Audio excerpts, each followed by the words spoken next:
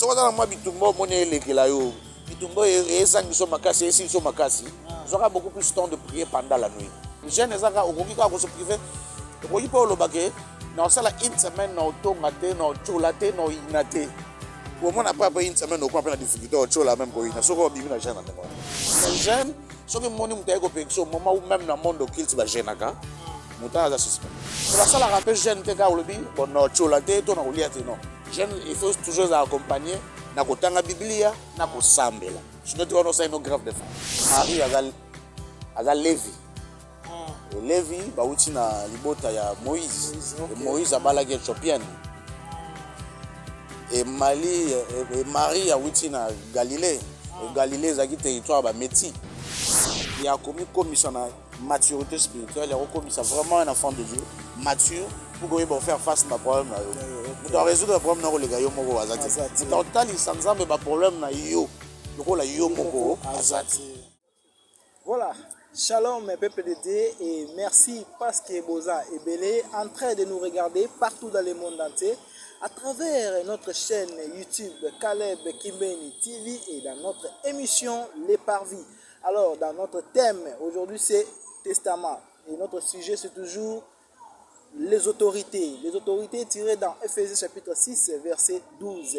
Alors je vous demande de s'abonner très massivement, abonnez-vous et partagez les liens entre amis et connaissances pour ne rien rater cette émission. Et surtout n'oubliez pas de liker et partager les liens et de commenter surtout, on en a tellement besoin de vos commentaires. Vraiment ma question est belle, tout ça on a vraiment besoin.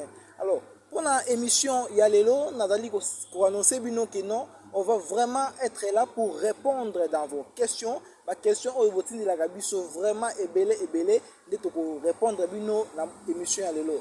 Je reçois dans cette émission Papa Caleb. Avec lui, nous allons parler sur beaucoup de choses et vos questions que vous nous envoyez souvent. On est toujours pour répondre. Bino. Alors, Papa Caleb, bonjour, bonne santé, bonne nandaku, bonne nyonso. Oui, bonjour frère Eric, bonjour Penandego Rabicho, Madidi Mayangaza derrière la caméra. Et merci de Bandego Nyonso, Bazana Sungabicho, Balanda Gabicho, Nyonso, vraiment Balanda Gabicho, Topesi Bango, merci.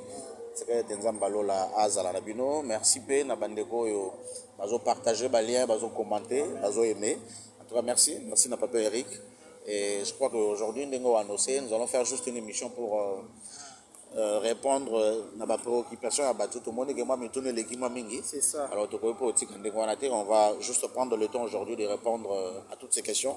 Il y a juste le temps pour nous. Et on se prépare parce qu'il y a une émission de Rossala la semaine prochaine et on peut mettre des choses qui s'assurent les autorités avant d'aller sur un sujet, sur l'autre point que j'aime bien sur le trône. Voilà, donc en tout cas, merci la bande de Rognos pour Messeni, Golanda, cette émission. Je vous dis sincèrement merci. Merci à Maître Franck et toute sa famille. Voilà, merci à maman Nadine Nadio et merci vraiment à Papa Eric. Merci à toute ma famille. Et merci à Batonios Wazobon de la Pona Bisso et à Pessimbote et à Pasteur Nanga Jean-Claude. Zambalo la Pambola Batonios. En tout cas, merci beaucoup, Papa Caleb. Bandeko Lubumbashi, Batini, ma question à Bangope et Belé, Bandeko Pays Allemagne. Et pourquoi pas en France, puis les États-Unis, Bandeko Baza tellement ébélé, Batini, ma question à Bango. Alors, bien, on te décide qu'il y a une émission à l'élo, tu vas répondre à la questionnaire et à Bandeko sur Baza, la carte na routine na Bamituna na Bango. Alors, Papa Caleb, tu procéder si tu na Bamituna, Ndeko a tout ni question, ba prière ya Boutou, Ndengeni ni bolobela qui sur nuit. Ndenge bolobela ki si onui eza ba prière ya combat et bongo ya 6h 12h ainsi de suite parce que yo baki que non prière ya Boutou eza prière beaucoup plus ya combat alors yanga ya ba siko ba prière ya 6h na ya 12h na ba prière ba heure mususu moi différence wana est-ce que vous ça peut ya combat ou bien eza kaka normal d'abord na linga répondre sur son et alarmes parce que on répond aux questions linga d'abord na bisa bande réunion sur Hollande biso que on ne connaît pas tout. L'apôtre Paul nous dit dans sa parole que nous connaissons en partie et nous prophétisons en partie. Donc, en tout cas, là, j'aimerais insister sur ça. Mais au partager ça, mon expérience, si ça ne sert à rien, je pense que avec l'aide d'André Ronabi, derrière la caméra, qui est notre caméraman, notre monteur, nous avons diffusé notre première partie, la deuxième partie à témoignage pour que vous me compreniez. Donc, on est là juste pour partager un peu ce qu'on a vécu.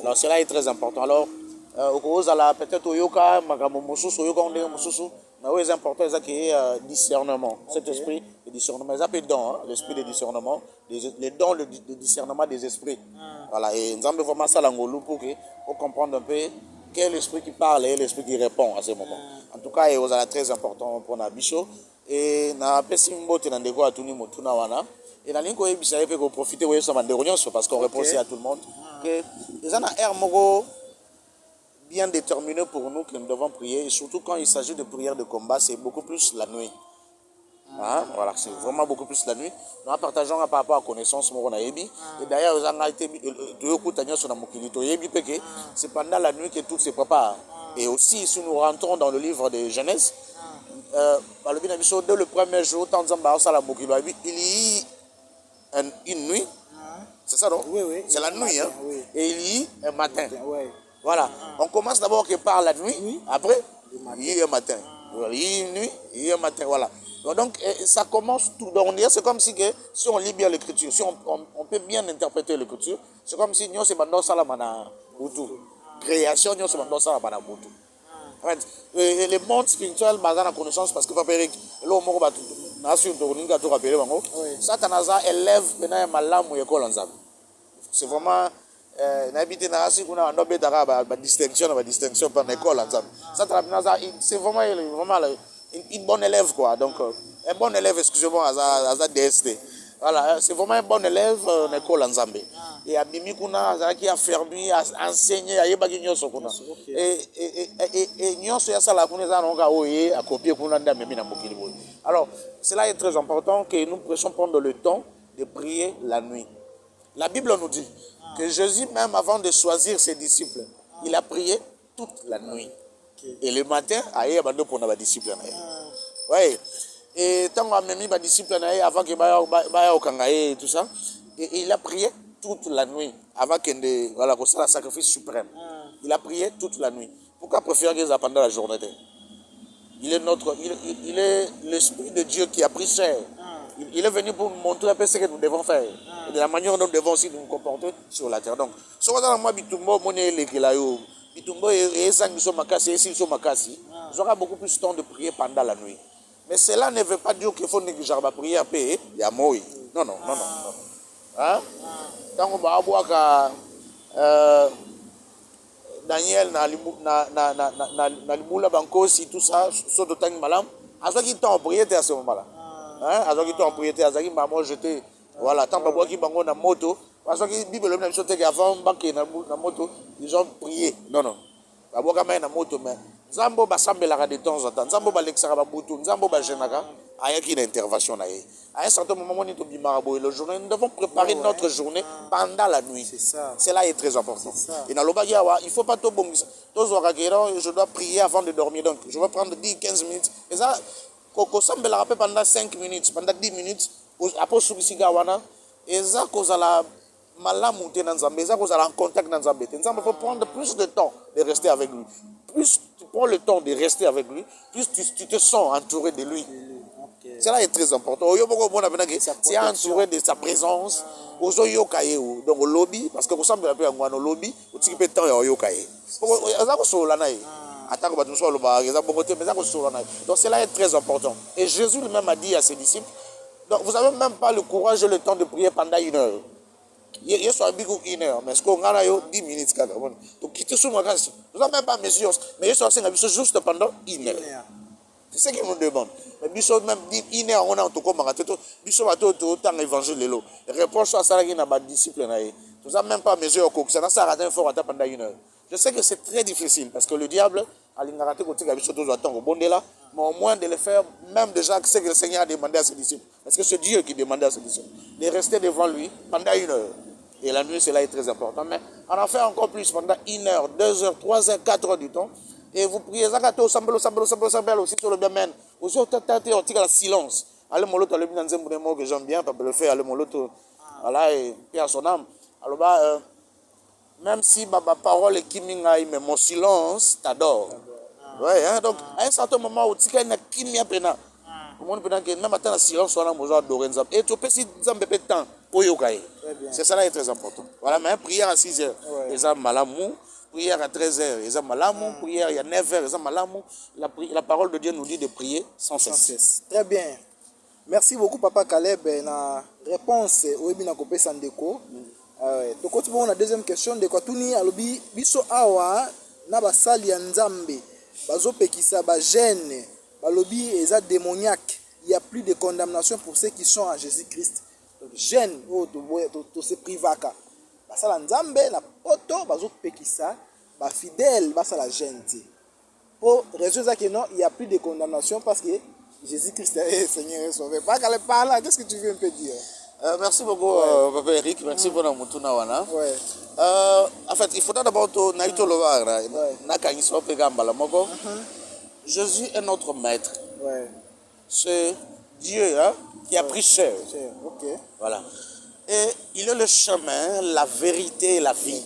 Ok. Nzela ya landa ki wana nde yango photo landa. Mambo ya salaki nde yango photo sala. Photo zwa bomoi. Et dans sa parole, il nous dit que quand il est entré dans son ministère, il a d'abord être baptisé, après il a prié pendant 40 jours. Lui qui est le Seigneur, lui qui est Dieu, pendant 40 jours. Nous savons que la vie peut-être tu à mesure de prier pendant 40 jours comme lui. Parce qu'il y a des choses que lui peut faire. Il n'y a que lui qui peut faire ça. Mais on peut aussi le faire, hein, prier pendant 40 jours. Oui. Parce que, surtout bien dans Matthieu chapitre 4, verset 2, après ce qu'aussi il s'est gêné, ouais, c'est quelqu'un qui s'est disposé. Et ceux qui peuvent se disposer mal pourquoi tu as gêne. Vous allez le roi. C'est après gêne, non, et c'est un moment très favorable. Et pourquoi Jésus en a fait ainsi et Bicho tout ça là et non, il y a interdit Bicho au moment où notre maître a ça là. Et à répondre qu'il y a des pharisiens qui sont disciples, tout ça, tout le monde a un moment où au moment où il y a des mais ceux qui ont et Bicho, oui, on est avec lui. Mais nous savons qu'il nous a donné la promesse qu'il va revenir. Et dans ce moment ici, si troublé dans le monde que tu as alliés, tu as la nini. Et dans l'impo, il y a gêne. Ah, en fait. Je ne sais pas. Et c'est un moment très important. Donc, on se privé de quelque chose parce que je ne sais pas qu'on se privé dans le hein? Mon élo téléphone, les communautés sont aux arrangotés, les communautés aux arrangotés. Les communautés, tu passes beaucoup plus de temps dans le téléphone que na moisi, tu as mobile. Tu as banana. Alors, si on se privait pendant 3 jours, pour le téléphone, on va comme un bureau. Si on se privait dans le téléphone, on se privait pendant 3 jours. Cela est très important pour Dieu. Donc, on s'est concentré pour nous Nzambé. Même Bible, on a téléphone, on a la Bible, il y a manuscrit, tout ça. Cela est très important. Je ne sais pas si on se privé. On ne peut pas une semaine, on a inate. Au moins, après une semaine, on a la difficulté, on a même quoi. Donc, on a inate. Mais ça, la rappelle, je ne sais pas si on a cholate, on a lié, non. Il faut toujours accompagner na kotanga Biblia na kosambela. Sinon tu vas nous grave de fois. C'est là très important. Mais jeune, ce que mon mutaye ko au moment où même dans le monde occulte va jenaka, mutaye za suspect. Voilà. Mais mingi on est dans la batouani. Bon, d'habitude ça suspect de quel côté parce que même côté ni soya zali à jenaka. Pour renforcer ma capacité spirituelle na ba jeune. Monde spirituel n'y a sur ça, tu as des kila na eko na pesa ka bango ba. Mais kila wana tout ça mon na kosala boyete kosala boy. Ndengo wana dia, ako kila e kila jeune za kokila. OK, kokila. Ake kuna zo kila. Jeune za kokila. Voilà, c'est pas la même chose. Donc, ce qu'il y a zo boy yo sala yango na ndeni. Je ne sais pas, je ne sais pas. OK. En tout cas, merci beaucoup. La réponse est bien là. On va aller répondre. Bon, on te compte la troisième question de quoi tout ni. Alors biso batoza na poto côté oyo. Il nous arrive des fois, tolandaka, pasteur oyo baza en Afrique, hein, par ma voix internet, ceux qui la prédication na bango eza ya nzambe. Est-ce que ndenge totalaka yango bongo, toza sous autorité na bango? En fait, il voulait savoir que non, ndenge bango baza na poto, des fois il nous arrive, et comme la bango ba olanda ba prédication ba pasteur na biso na Congo, même peu en Afrique. Nda inga amituna, ceux qui ba pasteur wana et qui baza ya nzambe te. bango ndenge balanda mpe bongo baza sous autorité ya pasteur wana ou bien eza sous autorité te. Eric, le pasteur, il veille sur nos âmes. Le pasteur. Yango wana okoki se confier na mutu nyonso tout ya comme père spirituel na yo. Et attaque au père spirituel en bon, voilà, il y a des choses un peu à parler de l'homme, mais tout ça pour d'un côté. La parole de Dieu nous dit dans le livre d'Hébreux que veuillez prendre soin de vos serviteurs car ils veillent sur vos âmes. Des serviteurs de Dieu. Après, comment dit, ça makamususu bakamususu ça quand il faut yo aime so go faire face na makamususu te. Et c'est nga muto pe na za élevé na spiritualité ya bundelo ko ba. Ouais, monique d'ailleurs, ceux qui marchent, les gens qui marchaient, les disciples qui marchaient avec Jésus, à un certain moment, ils sont hasardés d'aller chasser des démons là.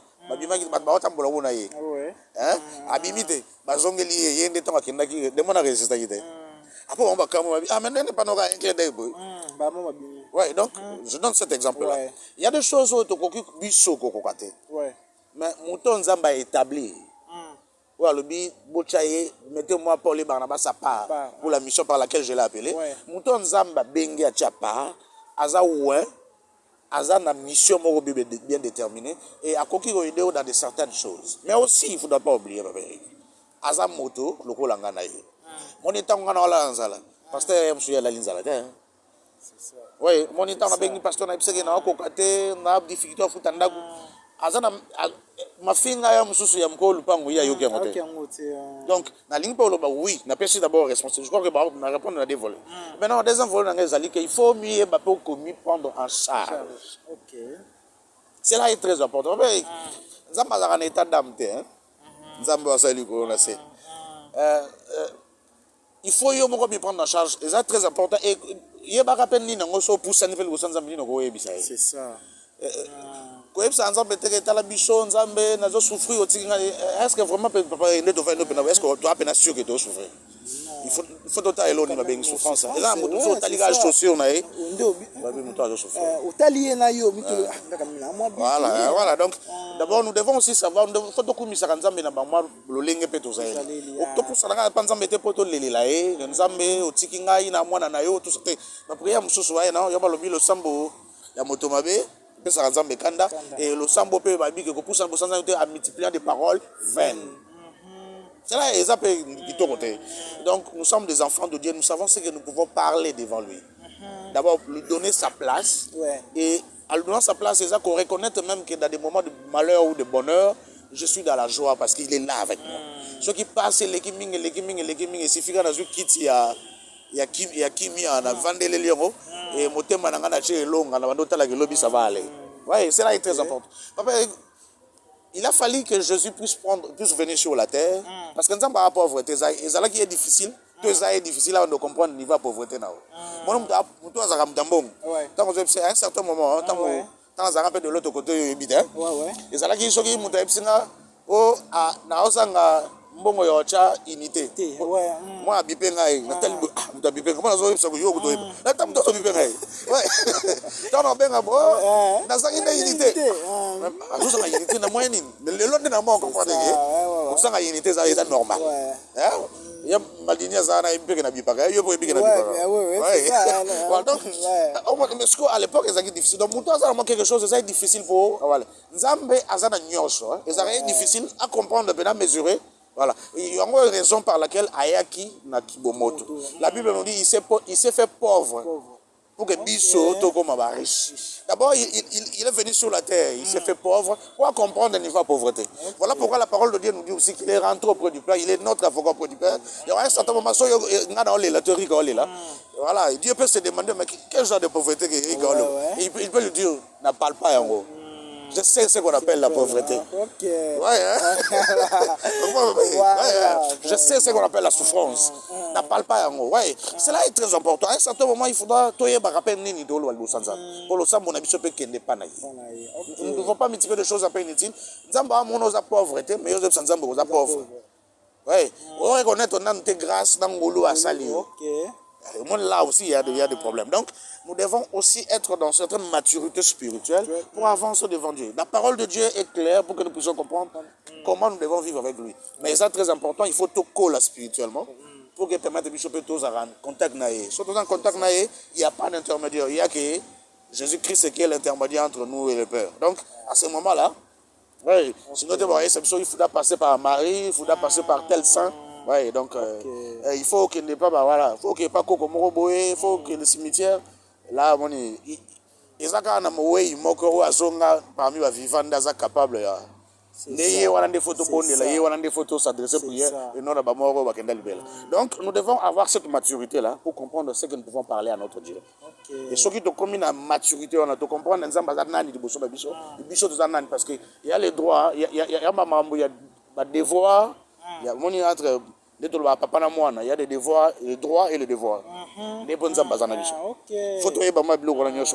y a des choses que nous devons faire état d'enfant pour qu'il y ait état de papa à son Amen. En tout cas, Papa Caleb a éclairé. Hein? Il y a un papa qui est à Lubumbashi, papa vainqueur, on appelle Swambo Tebele. Dans ce pays-là, en tout cas, Papa Caleb a éclairé Bisso. En tout cas, merci beaucoup, Papa Caleb. Jésus-Christ est le chemin, la vérité et la vie. Voilà, il faut y bango. Yebango ki Yesu azali nzela, azali vérité pe azali vie. Donc bana nzambe na sengi bino bo s'abonner très massivement partout à Lubumbashi, bo partager ba lien en Europe, en Amérique, en Asie, bo partager ba lien dans notre nouvelle chaîne YouTube Caleb Kimbeni TV oyo ezali bongo chaîne ya Papa Caleb. Alors na sengi na bino bo za la brancher, bo s'abonner, bo tinda ba commentaire, bo liker. Et la chaîne chrétienne autokozala awa. En tout cas, na sengi na bino vraiment bozala branché. Toujours procéder toujours. Na ba mituna na bino oyo botisila ikotinde la biso. Botinda pe ba mituna na nzela ya WhatsApp. Ba numéros affichés wana za ba numéro ya WhatsApp. Il y a le numéro de Papa Caleb qui est là et il y a aussi mon numéro qui est là. Botinda ba question na bino, nous sommes là pour vous répondre. Pour eza émission ya ba nzambe. Ba inquiétude, ba difficulté na mamu qui est Papa Caleb ba ebi. Parce que ça peut mutu.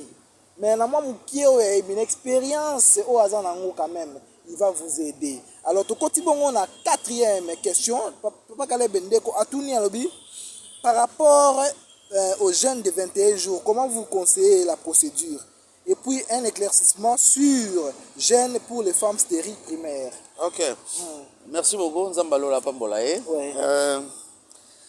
Jeunes, il y a 21 jours et ils auront beaucoup plus de jeunes où ceux qui ont se sentir que Mboka, ils ont un problème, parce qu'on peut aussi, famille, hein, famille, soit où il y a Botami, ils ont un problème, famille où il y a Sali, où il y a constitué.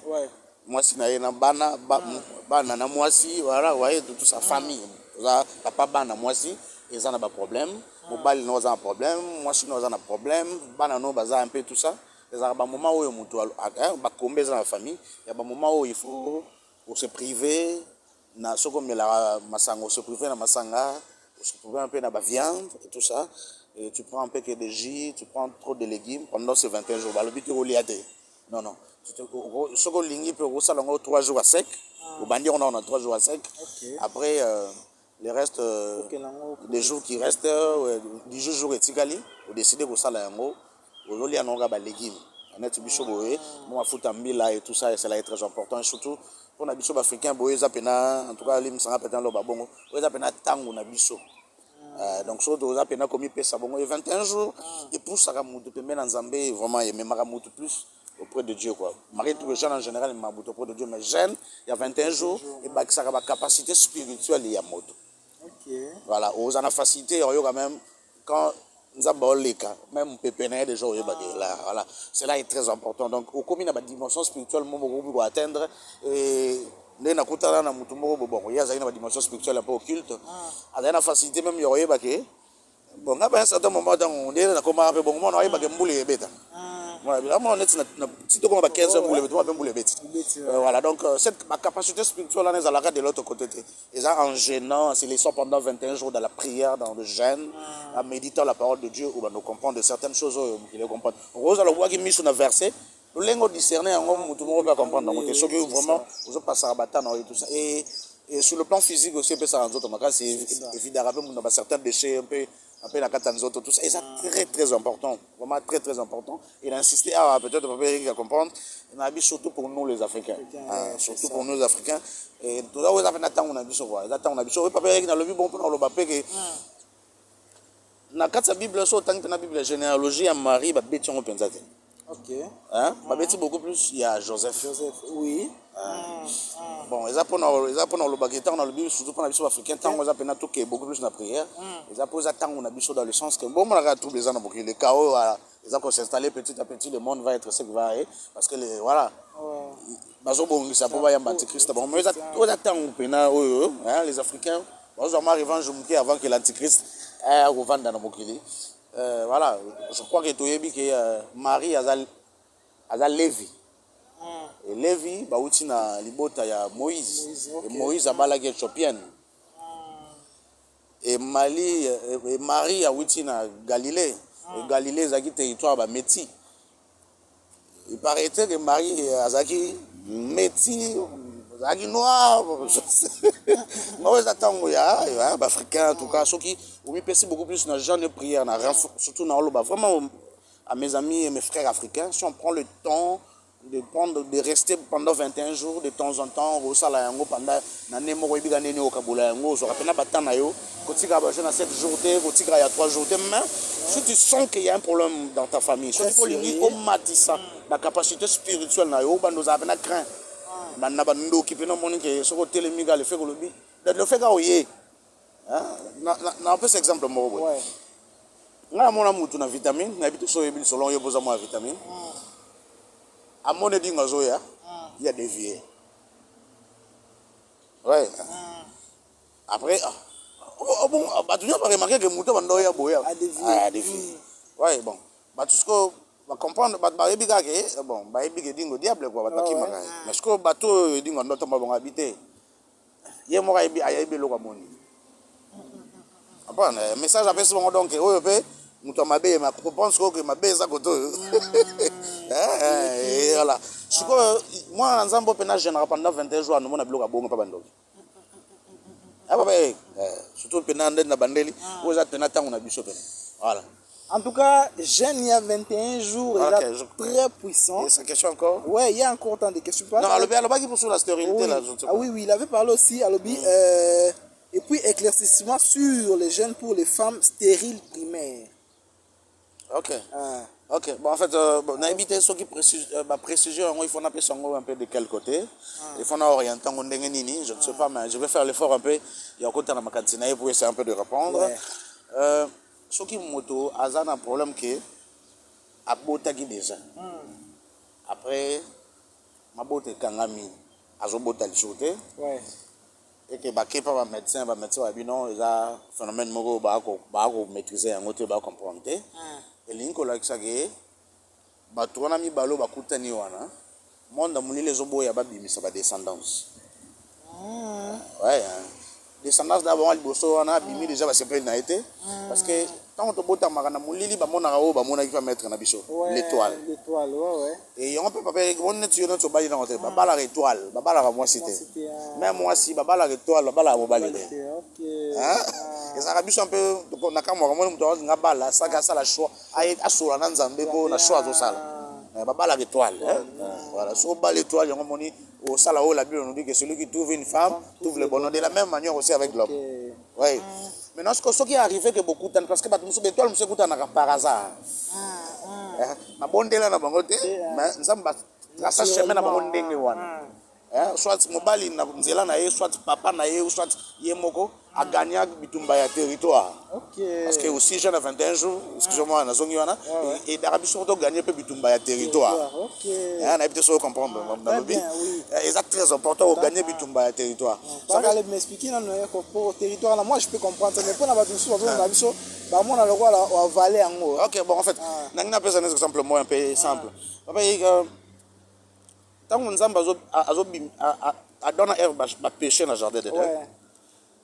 Vous avez remarqué que Dieu va le chasser dans le jardin d'Éden. Et ça pour Malobaou il va dans le jardin d'Éden que la terre sera maudite à cause de vous et Kokisama. Autant que dans le jardin d'Éden, Malobane et Kokisama, pour le jardin d'Éden est béni. Ok. Donc, il fallait pas bima libanda pour voir que mon ambo balo. Oh, il y a l'obi là. Voilà, ok. Oui. Donc, ça empêche. Donc, sur le territoire, ce qu'ils ont béni, ce qu'ils ont protégé. Ok. Ce qu'ils ont déjà gagné le territoire. Mon nom est mon nom est fort à bimiso dans libanda territoire. Pas ça la ouïe au sala. Ok. Pour gagner le territoire, il faut ça la jeune à 21 jours. Jeune à 21 jours, il gagnera. Il gagnera bitumba territoire. Par rapport, jeune à 21 jours, par rapport, il y a l'alignement dans le sale là, non? Par rapport à 3 jours, c'est que moi 6 jours, non. Donc, dans le bien un coquille. Un coquille comme ça, que bando bandit ici, aux oliens, nous avons les légumes. On se prive un peu dans certaines choses, beaucoup de choses aussi. On se prive en gros, vraiment, on s'est concentré, voilà, aux engins, quoi. C'est très important. Les jeunes, vraiment, on s'est privé, quoi. Et surtout, bateau pena va mi kangela kawana. La ligne vraiment à la pembe dans Zambie. Voilà, et gagne sera mutu bitumba territoire, quoi. Même pour la météo, on a mis sur les musiciens, on a mis sur l'album. Prendre vraiment le temps de rester pendant 21 jours, de chercher la face de Dieu. Au sein de Zambie, c'est au sein de Zambie, et gagner ça, on a gagné territoire. C'est très important. Alors, voilà, donc, mais ce que, à ce qui concerne Maman Nabiso, non, ce que Koutani na mobile, tu n'as moins beaucoup Koutani par hasard, parce que nous n'avons pas gros salaire. Papa Eric, na longo matete na ke kasangulu na yo vanda pa Beric après na yo ya côté na omo vanda parce que na côté na omo vanda pa Beric yo histoire fana kutana mutu mo boya après mutu nga minga papa Yves. Ok. Après to sika le lobo. Ok. Oui, je vois. Dieu peut faire des choses comme ça. Yo zo battre point nos les gabongo na ba difficulté nyoso. Là si yo zo comprendre ba niveau wala nso comprendre. Voilà donc maintenant, Dieu peut faire des choses comme ça. Oh yo, yo zo mona genet so bongi sa gionte, il a pas plan na hauteur mais c'est dans le plan de Dieu. Donc zamba go sala ge, bandelo legi on sali ge, beaucoup tena mbali. Au bali ande ye wana am sœur non parce que am sœur sur le monde spirituel ezate ke na kutana motion na sepe na ende am sœur na eza tango bo kominzo to moko, tango ça les relations sexuelles. Ndé ye wana am sœur na. Maintenant, ce que beaucoup me partager na eloko moko, étoile na ye comme il y a yo comme il y a ye. Ce qui peut aux ana boye biming dans la prière mingi toi nous aux ala étouffé à cause que kutana na wana kuna zaki am sœur bon azaki ne peut-être o ya saliwa. Ouais, donc maintenant ce qui batu bakutana les 2 étoiles. Baza vraiment o esengeli bakutana. Babimsara ba Isaac alelo. Babimsara ba Jacob alelo. Hein? Okay. Alors et ça là ce qu'on a moulili ki bongo bango bazalinga te bango bazalinga to bota ba oyo ba baza posa ba gérer na bango mokili lobi. Des bango bano bazo posa ba linga to bibisa. Ba o ba gérer na bango mokili lobi. Alors dans ces moments là, ceux qui ba mono zo bibisa bongo mona ka libota bizarrement. OK. Alors ceux qui moto azandenge wana, azo juste temps à côté na circonstance andenge wana. Alors, on est là pour répondre aux gens, pour aider aux gens. À juste temps, il y a prié pendant 21 jours. Ceux qui m'ont dit, on a mobile naïa, aussi ngata congé dans musala, vandi pena nandaku pendant 21 jours. Donc, soit on a liban des amis pour aller se soulager et tout ça. Va gagner dans le territoire. Le territoire est là d'ailleurs bien. Hein, on va couture, on a moins de vivre. Vous mis dans le jardin comme on va. Vous gagnez d'abord le territoire, restez, vous revenez dans le jardin et après tout va aller parce que bamoni yo bamona. OK. Donc pour boire boto moni neti na pesa exemple. Ah oui. Mutabota Kolo Touré Yaya Touré. Ah. Papa na kutana na.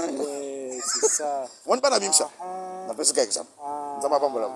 En tout cas merci beaucoup pour Caleb na éclaircissement oyo sunga bana nzambe baye bana kokota na kati ya mozindo ya compréhension et surtout point à gêne moi personnellement je me suis senti vraiment dans les bains. Amen. Je me suis senti dans les bains. Biso ba eto bali na nute nzamba sunga biso parce que moi je vais faire les jeunes de 21 jours pour que nzamba kutanga pe na oyanga. En tout cas qui soit loué. Alors papa Caleb, et le mon loba qui a sur Marie. Hein? Tu as valé un peu maloba.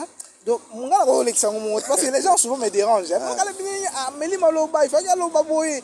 Tu as parlé un peu de Marie par rapport à l'Afrique. Marie, mère de Dieu, de Jésus et l'Afrique.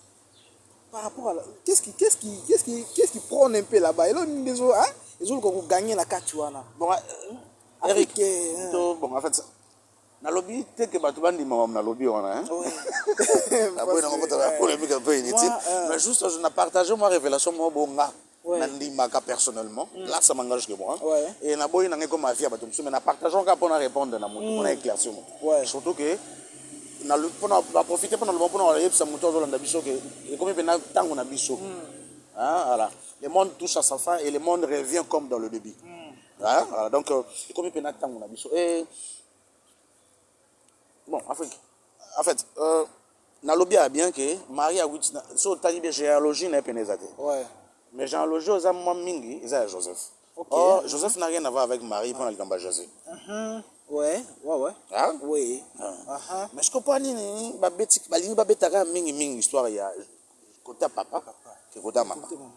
Ba kimini batu bali comme Bible. C'est ça le problème. Là c'est toujours quand ils ensemble la Bible n'est pas l'esprit de discernement va nous aider. Or Marie ba le bien kaza Lévi, oui c'est libota ya ba Lévi. Bota ba Lévi eza bano voilà, enfin Moïse a botina éthiopienne. J'ai trop mandion mauti à d'origine éthiopienne. J'ai trop moi na ende Moïse a boti. OK. Et j'ai trop peur zaki Musa na Nzambe munene. Parce qu'à cause de Musa na Nzambe était ayebisa Moïse que o lemba pamba. Sala ba groupe à 1000, il y a 100, il y a 500 et tout ça pour ba kambayo et tant Moïse la Bible nous dit que tant Moïse a ke bonde là Nzamba yebishe ke yo kama mujetwa yebishe soki za yema lobanga Nzamba ngwa yebishe ite angalo bateke yo ka yango ouais donc maintenant sikoyo quelque part aussi et dans le bien Marie a wuti na tribu wa bengi Galilée c'était beaucoup plus faut ba bataille théologie ba comprendre ah ils a beaucoup plus territoire ba métis. OK. Na pesa kana lobby na lobby tout ça voilà maintenant il y a Bimeli wana et Marie. Mais ce que généalogie oh il fallait Bible bête ming fait ya Marie tipo Marie a yende mtavandi si Jésus a wana lipo. Oui. Joseph mais pourquoi pas bête beaucoup plus solo né généalogie à Joseph. OK Marie OK Jésus na Joseph ça n'a rien à voir. Généalogie au pena que nzamba kitina moto akotisi mwasi ya. Ce que Jésus fallait zo longi. Oui, morphologie, oui. Mamie me kota maman. Oui, c'est ça. Et ça kota papa n'a rien à voir avec. C'est comme maintenant ceux qui voilà tout ça. Il y a un peu mon so talim kana Zababi n'était pas beau à voir. Et d'ailleurs biso batang ça so balbi. Tango ba Yuda bandoko pona entre Jésus et Barabbas. Ba pona facilement Barabbas pour non monner mundele mutuna bango que bando que Jésus. Il paraîtrait la confirmation. Donc voilà donc paraîtrait. En tout cas, tu m'as fait comprendre. La comprendre, c'est cool. En tout cas, c'est prophétique. Hein? C'est vraiment prophétique. Tu es africain, sois erré parce que tu es africain. Alors, papa, quand il a toujours progressé, un enfant qui est mi-ange, mi-démon, peuvent-ils être conscients de lui-même? Moi, nous, à Botama, mi-ange, mi-démon, est-ce qu'il y a un peu conscient? C'est déjà oui. Hein? Bon, en fait, dans moi illustration, la nature doit nous enseigner, comme l'apôtre Paul nous dit que la nature elle-même ne vous enseigne-t-elle pas. Nous avons un film Neka, nous avons un film Karashika. Neka, on attend avec nous. Il y a été Kauta. On a beaucoup de choses à Kuna. Mon aïe, nous avons un d'accord, bon de la tour, on peut ça rapport. Déjà, d'abord, bébé, déjà. Et aussi la plus grande réponse. Jésus, déjà, dans son enfance, il ne savait pas qu'il est Dieu. Ouais, si oui, ça. Alors la réponse est donc voilà, l'illustration est utile. Okay. Voilà. Merci beaucoup pour la réponse. Toujours qui Massima Ngonga. La question monsieur le parce que peut-être il est bon de faire la prière la nuit tout ça. De quoi tout ni à Albi, est-ce qu'il est bon qu'on m'appelle torse ni na boutou mi torse ni? Est-ce qu'il est bon? Deuxième question na epena ki malamu pour tant ezo kende. À tout sur Albi, est-ce qu'il a pe malamu na ba maman bateka kana ba wenze, baso para mai ne ba super mai wana bien tout simplement ko prier la pratique ba super mai wana mai pour na olongola botutu soit disant ou bien il est ka aïga maman ko bondi la pour na mesa na et tout ça ba maman ko teka. OK, merci beaucoup papa. Bon, en fait, s'il est bon ou pas de sortir la nuit torse ni tout ça, tout dépend aux bien na bouton torse ni pour que ça la nini, to ke luka nini.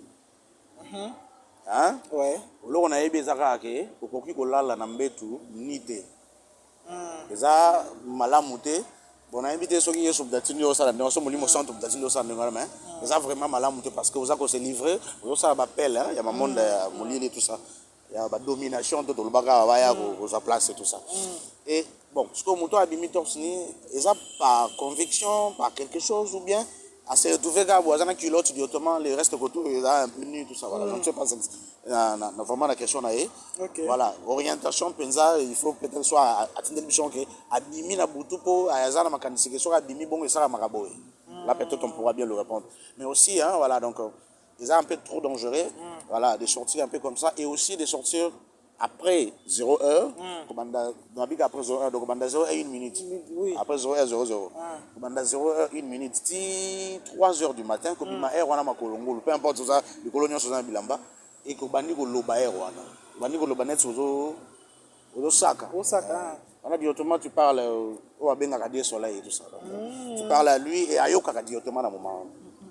Donc, les Aramabe, à un moment même d'aller au Bimina Libanda, au Makolongulu, au Soana, moi, si vous avez une communication comme on fait. Vous avez la promesse, vous avez ça pour réaliser, trop négatif. Moi, c'est un thème où de la vie, on a commis des explications, on a chose qui s'est mal au moi, on a fait ma révélation. Papa Eric, le monde spirituel, il y a des choses que nous devons comprendre, Papa Eric. Pour le hasard, il y a des. Après, on a dit que vendre la kiti. Vous avez vendu la kiti, on a besoin de la caméra pour comprendre. Et que moi, silence, moi, côté. Après, on a une minute, on a habitué au talent bien. Après, on a dit que mon sali geste à bol. Mon geste, on a sali à Rolonga. Si vous avez bol, on a l'autre. Oui, oui, oui. Oui, effectivement. C'est comme ça. Mais sur l'autre, histoire, moi, moulay. Mais dans quelques secondes. Qu'est-ce qui fait comme ça? Dans le monde spirituel, il n'y a pas de temps, il n'y a pas de l'heure. Hein? Donc, la parole de Dieu nous dit qu'un jour devant le Seigneur, ils ont le cool.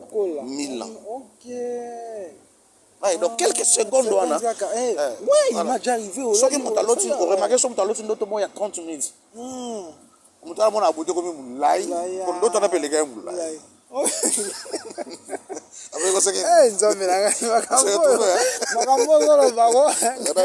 y a toutes ces choses. Donc, dans le monde spirituel, rien n'est hasard. Il y a tout est dans le principe. Donc, même si c'est un ciment, moi, si on a bien, soit dans WhatsApp, communication est facile, mais que on peut se la promesse. Il y a il n'y a pas que les gens qui ont la promesse dans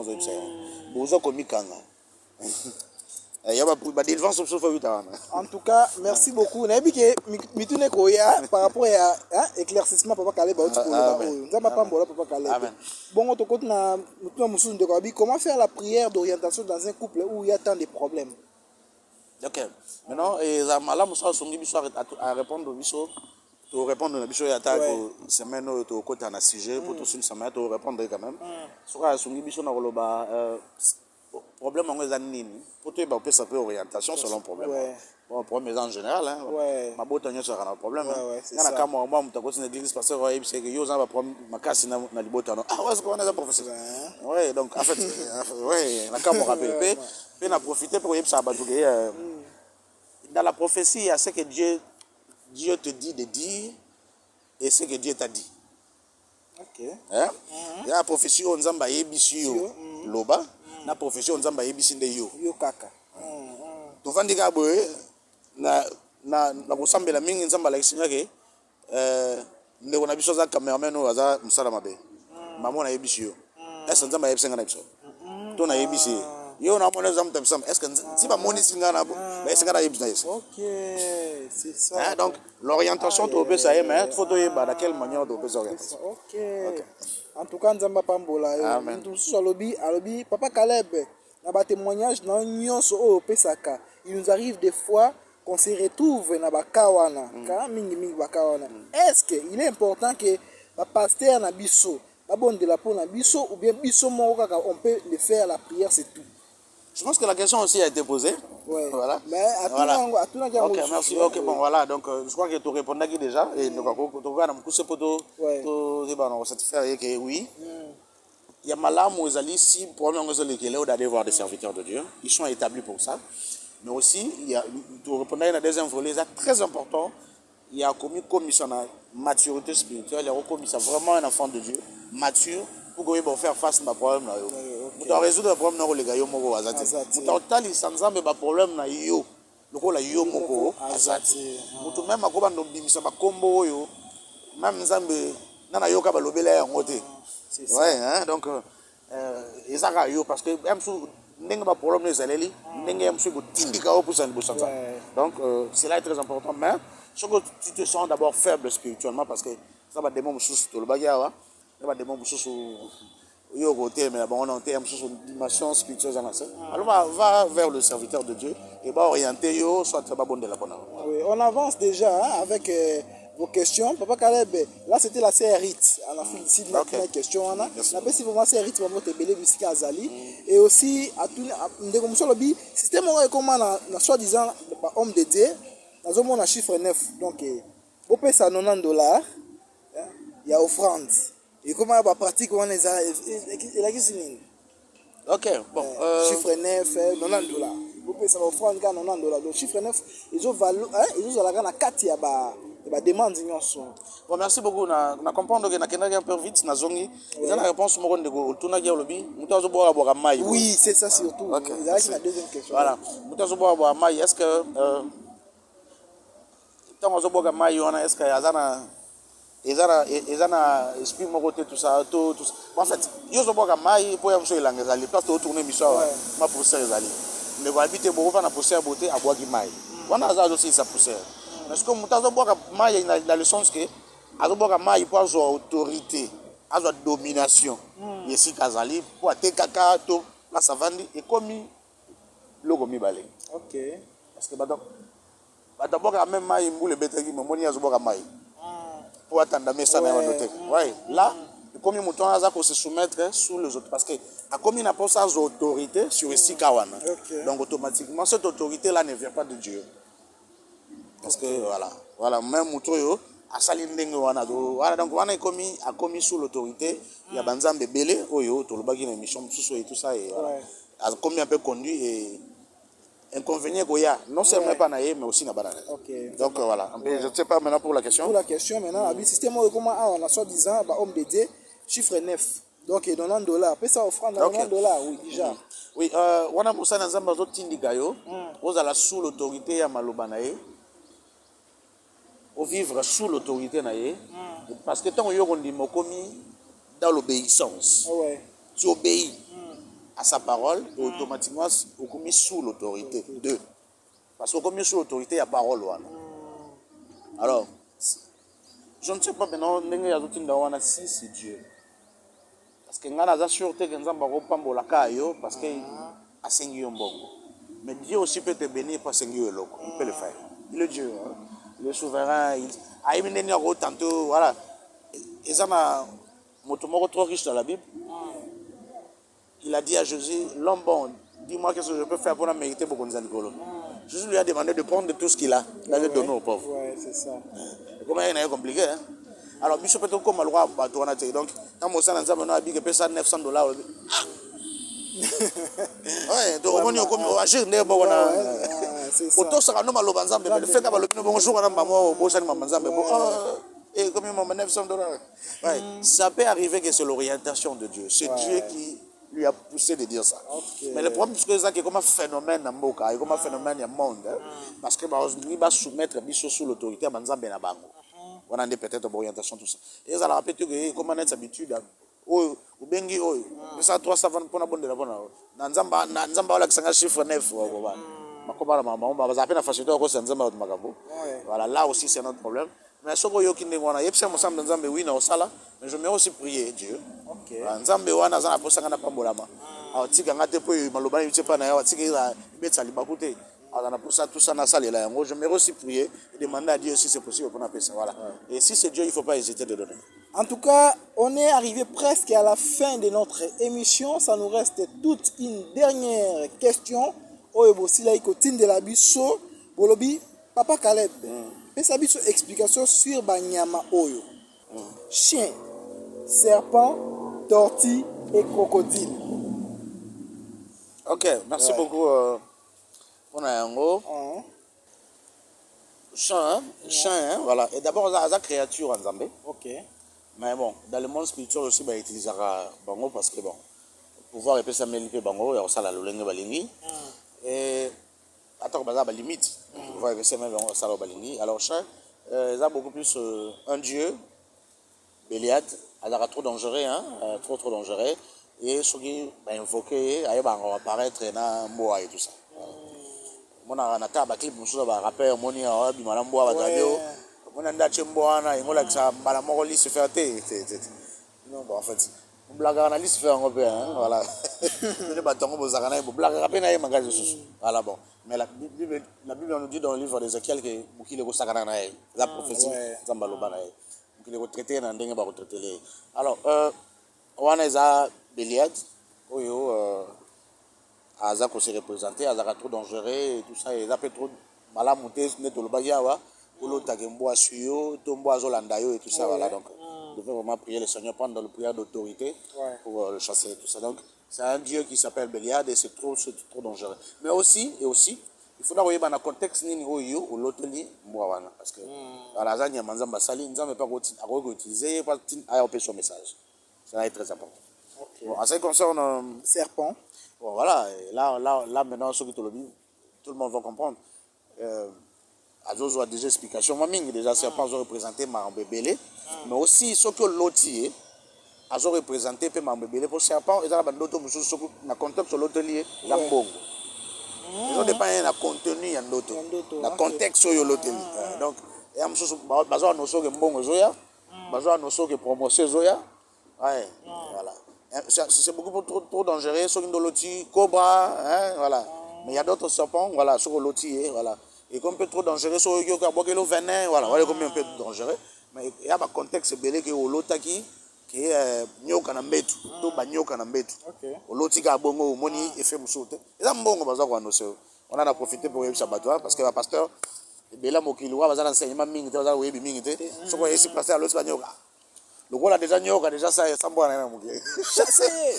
C'est l'esprit, voilà, bien sûr que c'est cet esprit là, mais en réalité non, il dépend de peu aussi dans le contexte parce que d'autres même autres ben extrêmement humain kaka nyei et ça a été dit autrement ma rosa l'autre ma division na dal là message doit être bientôt là tu seras béni mais il dépend dans le contexte OK bon tortue bon ouais pour la tortue ils ont ça d'abord ils ont dépendre un peu dans l'auto.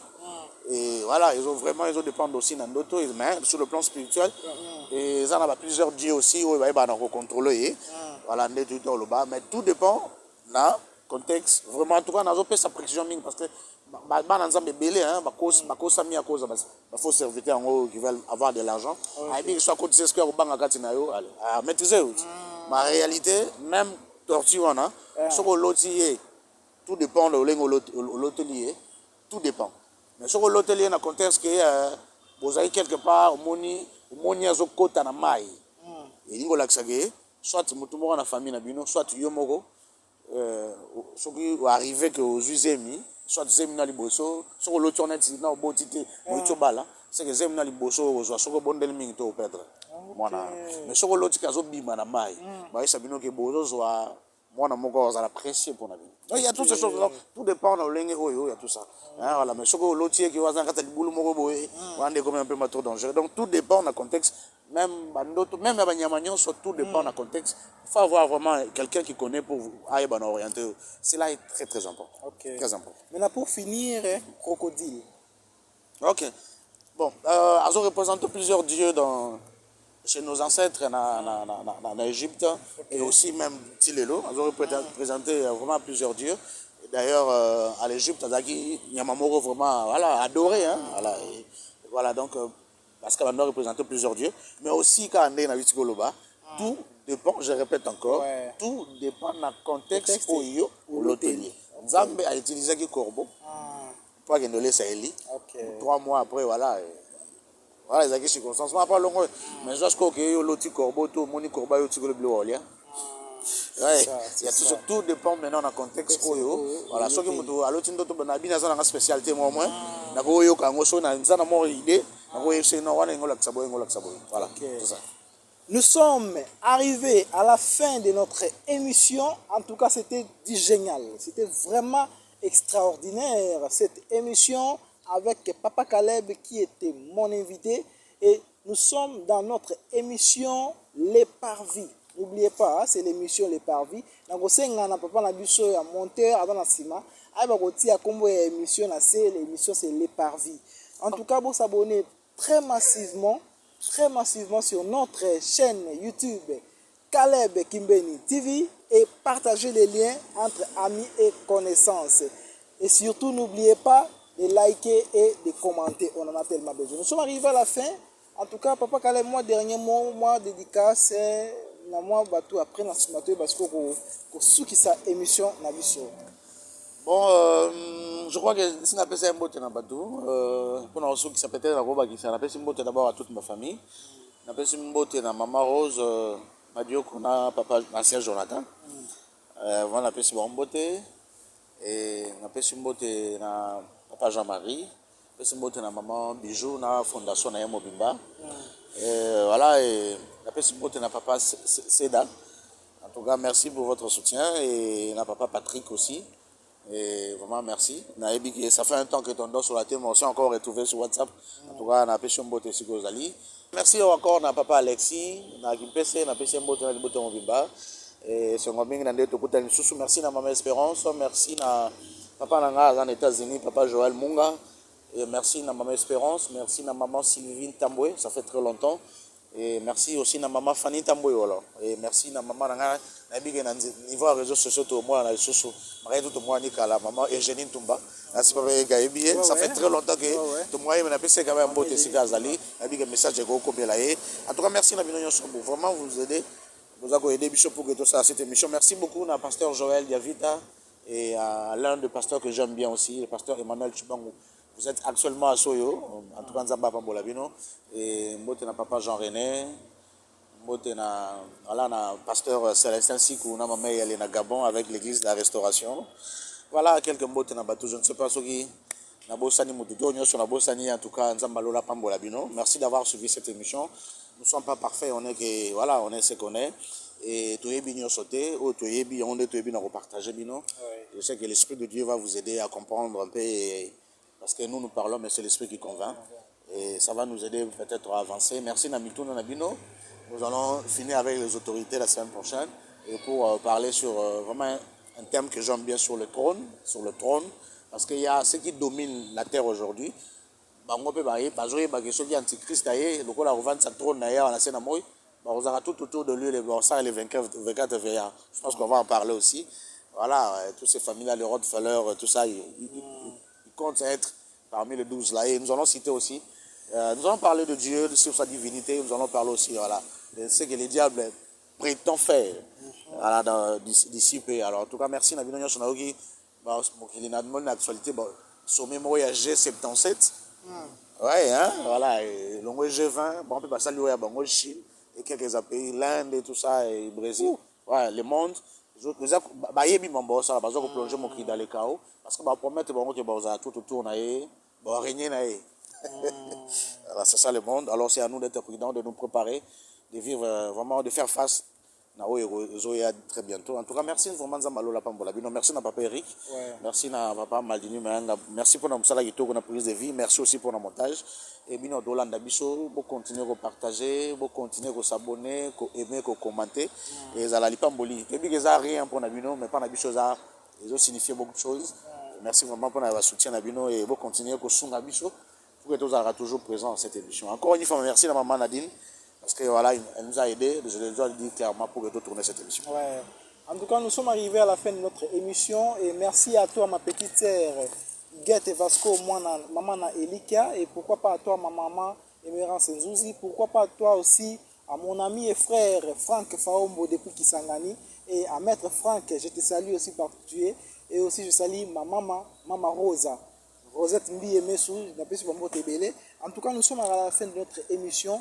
On se retrouve à la prochaine pour la suite sur les autorités. Merci, restez branchés. Ciao.